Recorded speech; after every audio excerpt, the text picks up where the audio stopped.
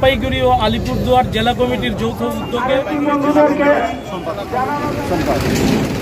নমস্কার প্রিয় দর্শক, আমি বিকাশ, আপনারা দেখছেন গ্রামীণ সমাচার।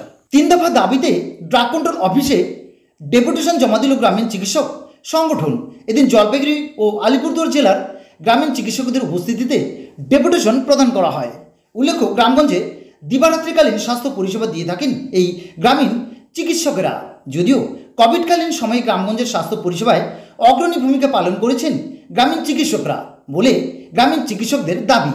তবে বর্তমানে তাদের ড্রাগ কন্ট্রোল অহেতুক হয়রানি করছে বলে অভিযোগ। গ্রামীণ চিকিৎসকদের সংগঠনের রাজ্য সভাপতি আনন্দ মণ্ডল বলেন, আমরা দীর্ঘদিন ধরে গ্রামগঞ্জে দিবারাত্রি স্বাস্থ্য পরিষেবা দিয়ে থাকি। এতে একদিকে যেমন উপকৃত হন গ্রামগঞ্জের খেটে খাওয়া শ্রমজীবী মানুষরা, অপরদিকে আমাদের মতো গ্রামীণ চিকিৎসক ভাই বোনেদের এবং তার পরিবারের মুখে উঠে দুমুঠো অন্ন। তবে এই কাজ করতে গিয়ে বর্তমানে কিছু সমস্যার মধ্যে পড়তে হচ্ছে। অযথা ড্রাগ কন্ট্রোল হয়রানি করছে গ্রামীণ চিকিৎসকদের। তাই 3 দফা দাবিতে আজকের এই ডেপুটেশন।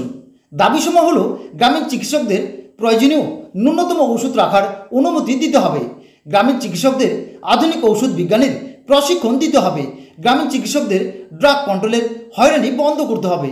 এদিন উপস্থিত ছিলেন রাজ্য সভাপতি আনন্দ মণ্ডল, জলপাইগুড়ি জেলা সম্পাদক নারায়ণ রায়, আলিপুরদুয়ার জেলা সম্পাদক প্রণব ভৌমিক, অমল মল্লিক, প্রহ্লাদ রায়, বাসুদেব চক্রবর্তী, কালীপদ সরকার, প্রদীপ কর্মকার সহ জলপাইগুড়ি জেলা এবং আলিপুরদুয়ার জেলার অন্যান্য সদস্যরা।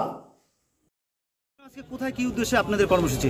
আমরা rural medical practitioner association Jalpaiguri ও আলিপুরদুয়ার জেলা কমিটির যৌথ উদ্যোগে গ্রামীণ চিকিৎসকদের প্রয়োজনীয় ন্যূনতম ওষুধ রাখার অনুমতির দাবিতে এবং রিসেন্ট ড্রাগ কন্ট্রোলের বিভিন্ন গ্রামীণ চিকিৎসকের দোকানে এবং অবৈধভাবে যারা দোকান করছেন সেখানেও যেরকম তারা হানা দিয়েছেন, আমাদের কিছু গ্রামীণ চিকিৎসকের চেম্বারেও গিয়েছেন।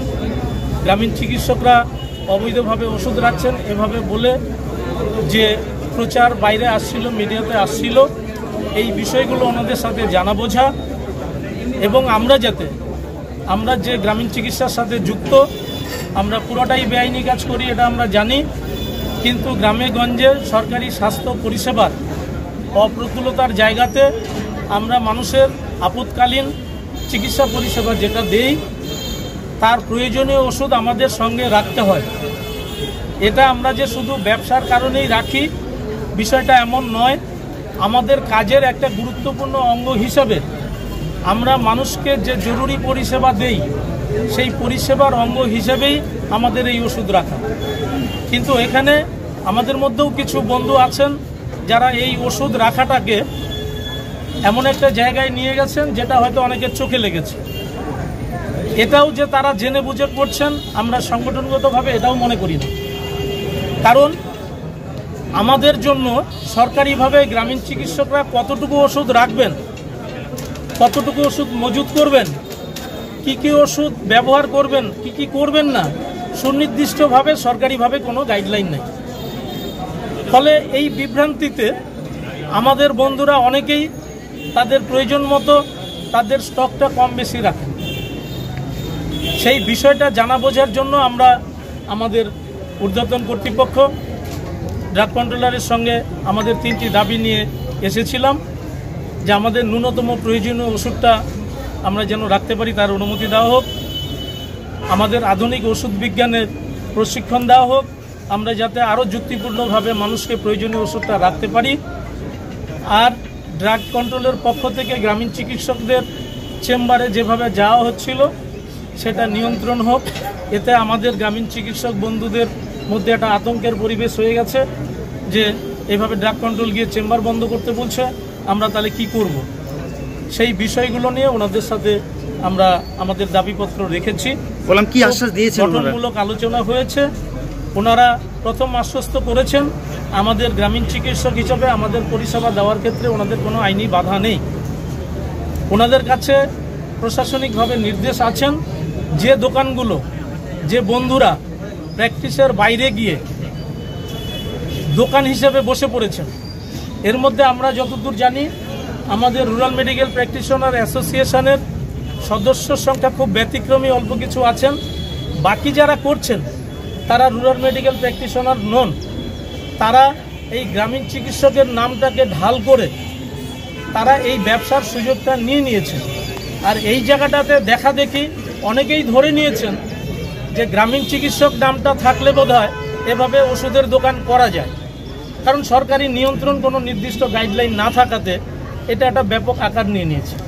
আমরাও ওনাদের কথা দিয়েছি, আমরা রুরাল মেডিকেল প্র্যাকটিশনার অ্যাসোসিয়েশনের সদস্যরা যেভাবে আমাদের সংগঠনের বেতন পলিসি ওষুধ নীতিকে মান্যতা দিয়ে আমরা চেম্বার করি, ন্যূনতম প্রয়োজনীয় ওষুধ সঙ্গে রাখি, সেইটুকু ওষুধ আমরা রাখব।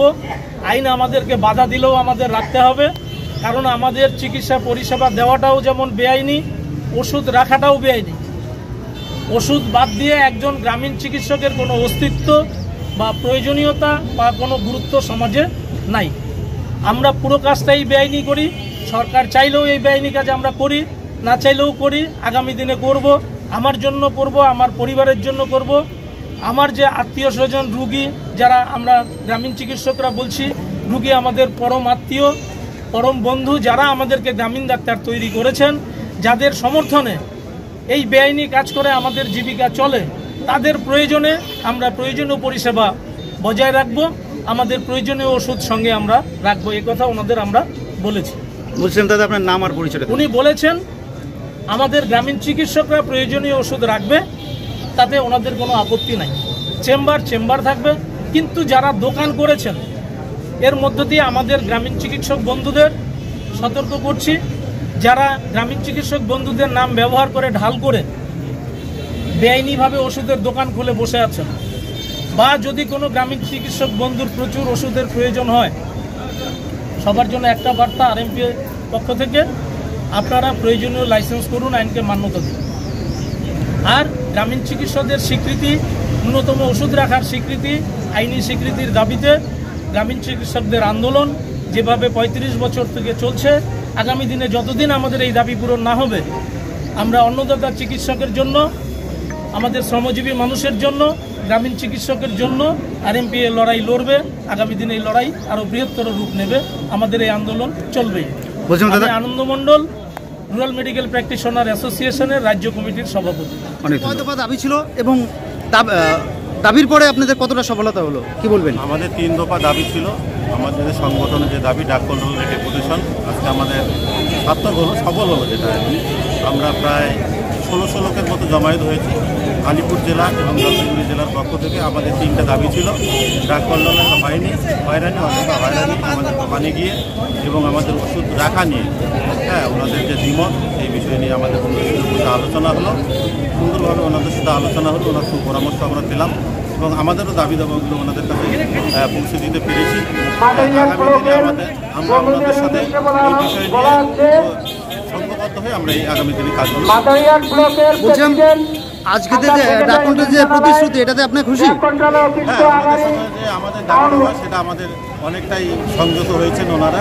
আগামী দিনে আমাদের যে প্র্যাকটিস আমরা যেভাবে করবো, তাতে ওনাদের কোনো দ্বিমত, আমরা প্র্যাকটিস করবো ওষুধের দোকান, ওনাদের কোনো দ্বিমত। বলছিলাম দাদা আপনার নাম এবং পরিচয়টা দেবেন। আমি হচ্ছে নারায়ণ। কি কর্মসূচি ছিল আজকে? আজকে আমাদের আলিপুরদুয়ার এবং জলপাইগুড়ি ডিস্ট্রিক্টের একই ডাক কন্ট্রোলার অফিস জলপাইগুড়িতে, সেই অফিসে আমরা এসেছিলাম।